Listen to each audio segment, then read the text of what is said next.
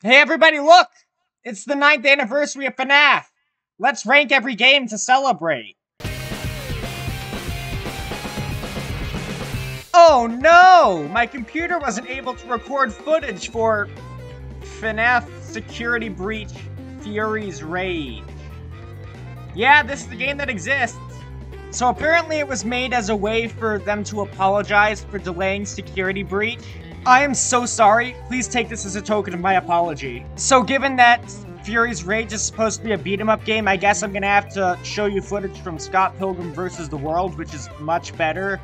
But if you want to know what Fury's Rage is like, just imagine this, but much slower, on a 2D plane, and the art direction is really bad. Good Lord, what is happening in there? I'm Mr. Meeseeks! Look at me! Okay. Let's get on to the worst FNaF game that anybody actually cares about at all.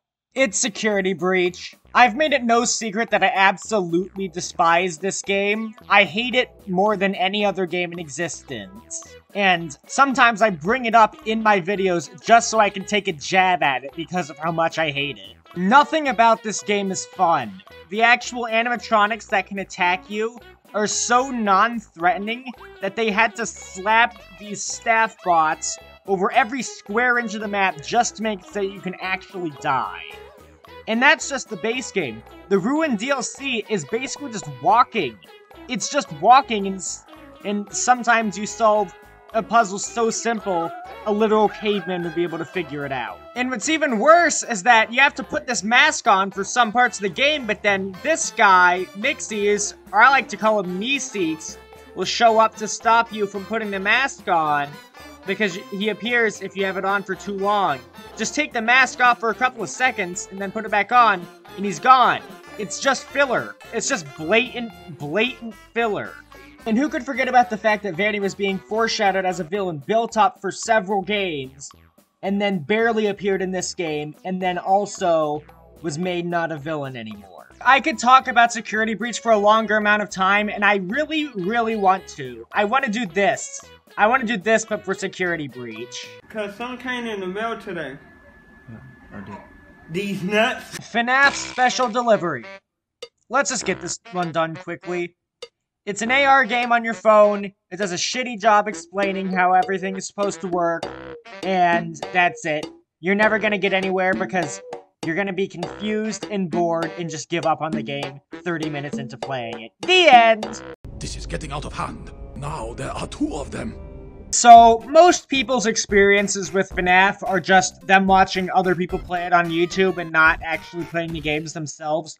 And there's nothing that makes that more apparent than the fact that Sister Location is one of the most popular games in the series. Have you ever actually sat down and played this thing? It's a completely miserable experience. So every night being different is actually a really cool idea, but it is terrible in execution. This game does not do a good job with that at all.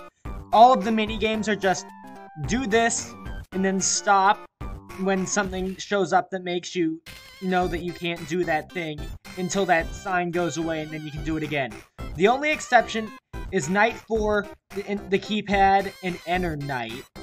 And all three of those things are absolutely terribly designed anyway. I like the custom night, but it's not worth the turmoil that is the Enter Night. And also, just because this game was revolutionary for the series, like having different nights and having voice acting, that doesn't mean it was good, by the way. I hope you die in a fire! Let's be honest, nobody cares about FNaF 3 other than its story, which is admittedly really good. But other than that, the gameplay is just an annoying jump scare fest, and that's really it. Can you whip up a Star Fox Boss Season 4 callback? Make it flashy? Okay, we made it.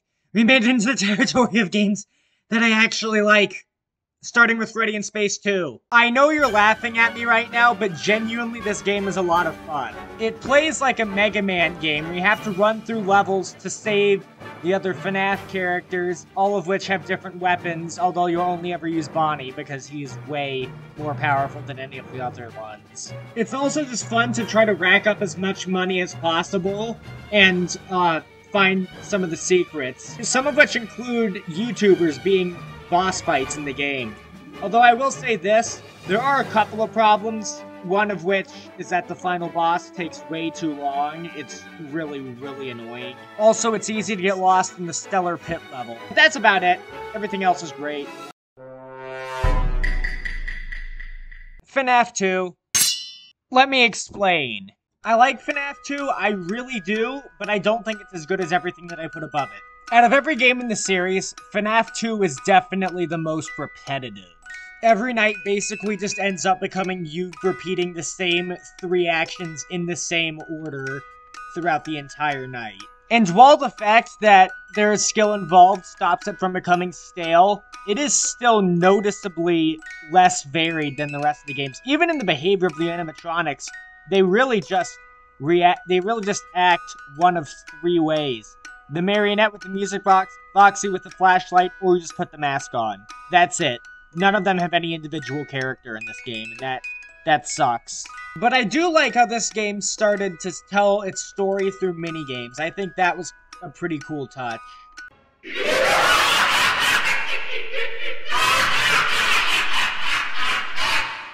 Ultimate Custom Night is similar to FNaF 2 in the fact that it can become repetitive after a certain amount of time, but also, you can just completely customize what characters you want to deal with, and honestly, I think that's what saves it from becoming stale. Also, I don't know why these cutscenes exist, but I find them funny.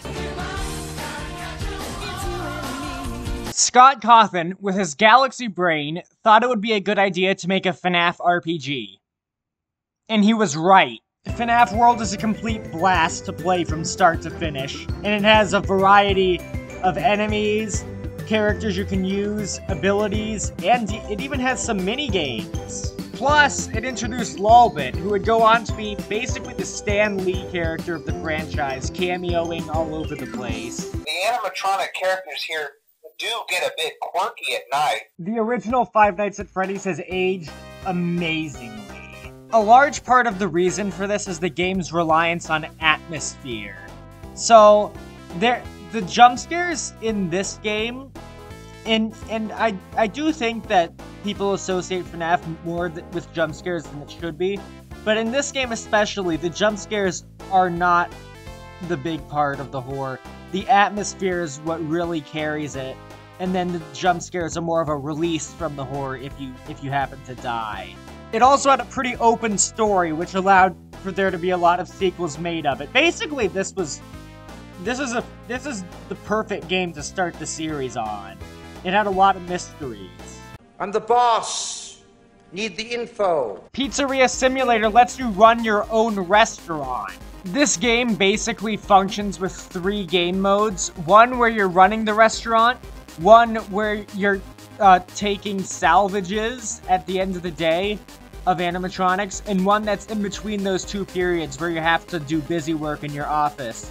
And the fact that you have a limited amount of stuff you can do in the actual restaurant adds to the horror, because the office segments in this game are terrible. But at the very least, you can avoid having to deal with any of the enemies to begin with, and then you can just do the parts that are actually a lot of fun, which more than make up for the office part being terrible. This game also introduced characters who would end up becoming memes, like Music Man and Candy Cadet. The ending to it is absolutely perfect. The speech is amazing, the resolution is amazing, and it's satisfying. And then they decided to keep it going, but whatever. Isaac and his mother lived alone in a small house on a hill. May I just say that after how lackluster FNaF 3 was, I was not prepared for the horror masterpiece that the 4th game would be.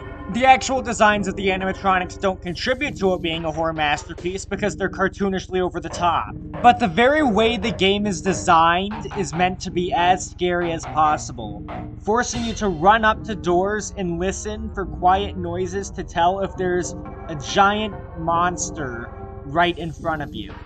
Freddy and Foxy also work as distractions they have to deal with so that you can't always be dealing with Bonnie and Chica.